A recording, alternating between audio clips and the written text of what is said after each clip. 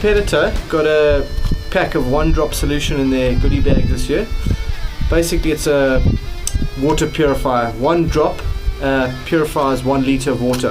Very effective for a place such as Mozambique, where the drinking water is not always ideal, and nice and handy just to pop in your kit bag with you, and this little bottle of 30 ml will go a long way.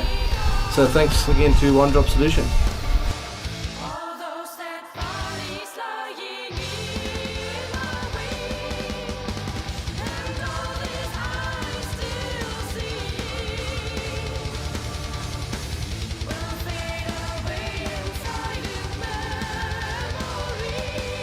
Today we'll be talking about an outfit that we're going to use for basically live bait fishing. When I say live bait fishing, I'm referring to basically catching live bait on a sabiki, putting them out on a rod, either drifting them, trawling them, really depending on the target species at hand. So whether it's a cutter, which might prefer it a little bit faster, or if it's a Dorado that wants it drifting along slowly, it would really just be up to you to decide on the day and according to the action that you're seeing, what is going to work better for you. A general outfit that we're going to be looking at is anything between 7 foot and 8 foot. The shorter the rod, normally the better, just for maneuverability around on the jet ski. The outfit that we're looking at here is the Poseidon Cutter Light. It's quite a new rod on the market, and it's had really good reviews at the moment. We generally like to use a rod with a little bit of a softer tip action, which is what this is designed on. It's really soft in the tip with a lot of backbone further down, which basically means that you can have a fish like a cutter with a much softer mouth. You can pull on it quite hard and the tip does all the work. If the hooks want to tear out, when it takes a sharp run, the tip bends, it doesn't pull the hooks out in a hurry. But if you really need it to apply the heat, and pulling a tuna up from the depths or pulling it away from the shark, your option then is basically locking your drag, leaning into it, and really pulling the fish as hard as you can. The rod does have the backbone for that.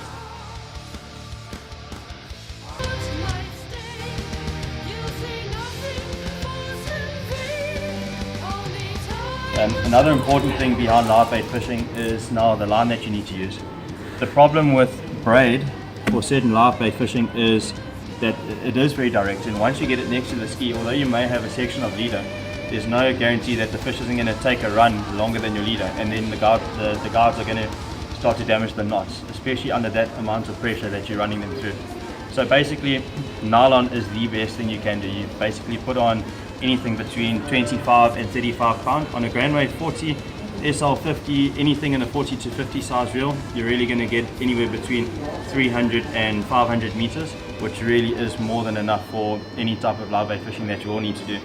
The only time you may encounter a problem with nylon when you don't have the line capacity is when you hook into 2 fish at once, and that's when the one tuna goes that way, the other tuna goes the opposite way, and you're really stuck between a rock and a hard place. You don't know which fish to chase.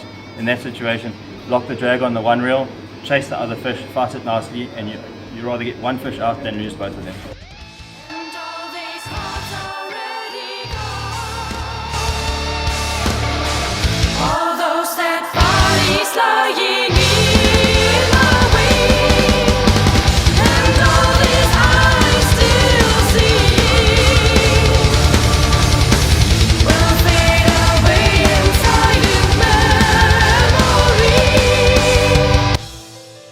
How's it, guys? Just had to give you a quick video about some spinning tips. There's been a lot of spinning action in the last recent weeks, especially with the snook, with all the bait fish that are around. So I'm going to run through a few items and lures and different techniques we use for targeting these fish and the right setup to do the job. Important setup, and here's your versatility probably is even more important, and that's on the spinning outfit. Okay, this rod needs to be able to catch your live bait, needs to be able to throw those live baits at busting fish, throw poppers, throw spoons for bonnies and live bait, do some light jigging, generally cover everything that the trolling doesn't cover. So an all-round setup, and to find a rod that can do everything is not easy, but we do have one. It's called an Assassin Jewel. Okay, this is the 7-foot heavy model, the perfect all-rounder. This rod is, as you can see, quite thin and light, and at first glance may appear not strong enough, but these blanks are extremely strong and have a huge amount of pulling power down the bottom, while still again having that softer tip, so you can throw the smaller spoons, you can catch bonnies, you can use to catch live bait, but if you hook into a 30 kilo yellowfin, no problem, you got the lifting power, you're going to pull that fish in quickly. The reel to match it though is just as critical. We generally go for something like a Saragossa SW model. These new Saragossas have really been fantastic because being an SW model, they have some really good seals in them that help keep out the water, which is always a problem on the jet ski. The 8,000 is generally the preferred size. Some guys will go up to a 10,000 size, but we'll normally run about a 50 pound up to 65 pound braid on this reel, and that's light enough to still be able to achieve decent distance on a spoon, but have enough pulling power that if you hook a big yellowfin on popper, you're going to pull it out easily. Okay, so I'm just going to give a quick rundown on how we rig these critter casting jigs.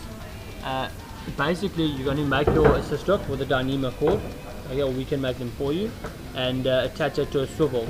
We then have an extremely strong split ring over here, preferably over 100 to 150 pounds breaking strain, which you link through to your other swivel. Where you see this other nylon going off, that would be your main line to your rod. Then the lure itself is attached to the powerful split ring by quite a weak split ring generally onto the jig itself.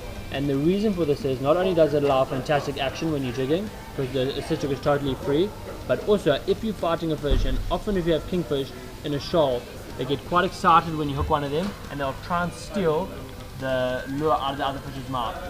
And what generally happens if this was attached to the strong split ring, they'll rip this hook out of the original fish's hook's mouth and you'll end up catching no fish.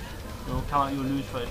So like this, if that does happen, they'll rip the jig, break the split ring, you'll lose your jig, but you still have the assist hook and land the fish you originally hooked. And then all you have to do is pop on a new lure and carry on fishing. Much better than just losing all your fish.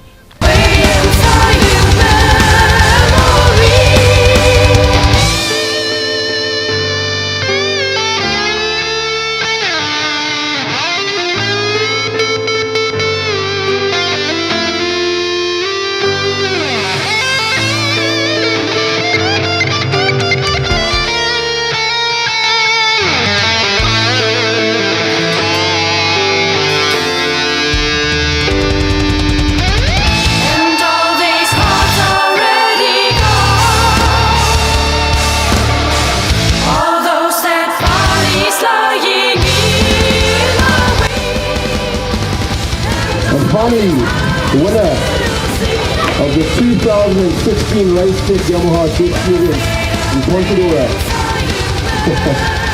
Now he kept constantly getting into trouble, day in and day out at this event. But it was a great pleasure to hand over this award, my man. You have brought home 300 points. Well done, brother. It's a prize of 67,000 rand.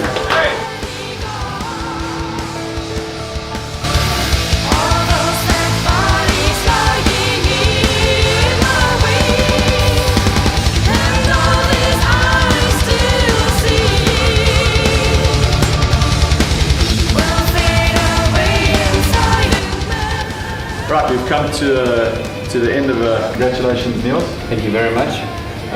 He's the winner of the Yamaha Racetech Jet Ski competition here in Ponta do Ora. And yeah, how did you find it? It was very exciting, hard work for 2 days, and I'm glad everybody caught fish and well organized. Racetech, thanks Racetech for everything. Very good day. Thank you. I just want to thank all the sponsors, Racetech and everybody else. It was 2 hard days. I got didn't do so well on the first day, but I did very well today. I got some kuta and kingi, yellowfin and a jobfish.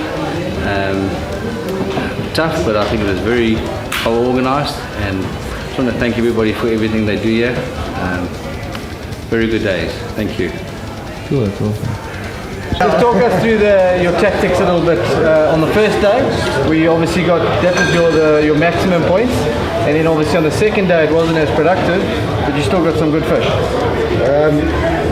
First day, my plan was to go out to Atlantis early in the morning, and there's usually yellowfin behind on the backside of Atlantis. Crawl up and down there. If we don't get any elephant, move up towards Pinnacles, and then from there we will go to, well, outside we go to, there's a spot, a secret spot, Kings. Not many people know about it, and there I actually caught king and a couple of crocodiles.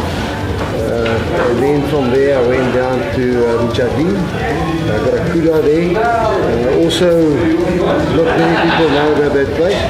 And then I went through Malangan, and yeah, got another crocodile there.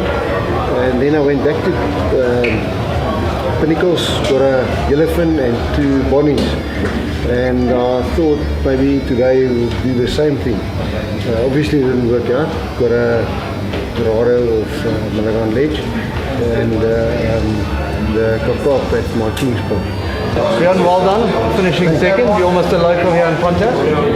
Just a couple of quick, easy questions. What's 93 times 1,338?